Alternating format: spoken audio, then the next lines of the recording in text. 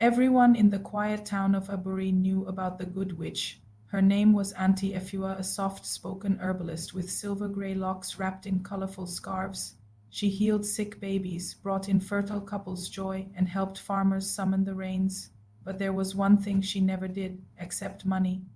Instead, she'd only ask for something personal, an old photograph, a cherished necklace, or even just a story from your past.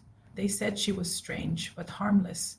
In fact, they said she was too good, and that's where the scandal begins. It all started with the death of Kojo Mensa, the richest cocoa farmer in the eastern region. Everyone believed he died of natural causes. He was old, diabetic, and fond of brandy. But when his will was read, the real drama unfolded.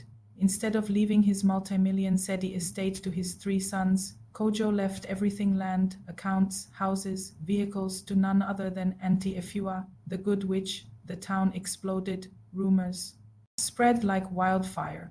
Was it love? Blackmail? Witchcraft? The late Kojo's sons Yaw Kwame and Kwaku swore their father had been enchanted. They stormed Auntie Efua's home with journalists and a lawyer demanding answers. But Auntie Efua, ever calm, simply said, "Your father made his choice. I didn't ask for a Sedi." But the deeper they dug, the stranger it got. It turned out Kojo had been visiting Auntie Efua for over 20 years. She wasn't just his healer, she was his confessor, his confidant, and according to one old diary they found in Kojo's safe, his punisher. You see, Auntie Efua had known all along that Kojo had dark secrets. Flashback to 1995. A woman named Adwoa was found drowned in the Boti River. At the time, it was ruled an accident, but Adwoa had been pregnant and gossip hinted that Kojo was the father. No one could prove it until now. Inside that diary was a confession. Kojo had paid off officials to bury the investigation. But the real kicker: Adwoa was Auntie Efua's only daughter.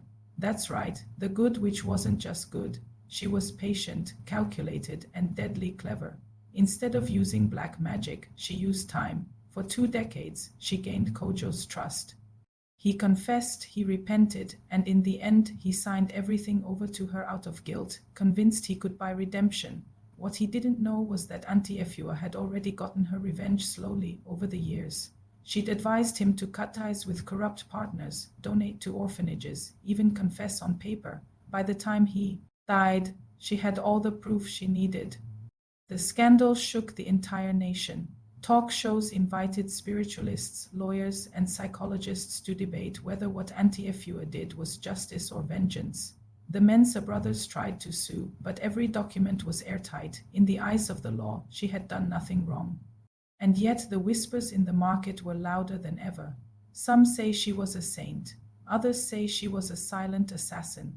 But one thing was certain: Auntie Efua, the so-called good witch of Aburi, had rewritten the rules of revenge. Not with curses, not with poison, but with patience, power, and poetic justice. So next time you meet a good witch in Ghana, ask yourself, who really needs saving?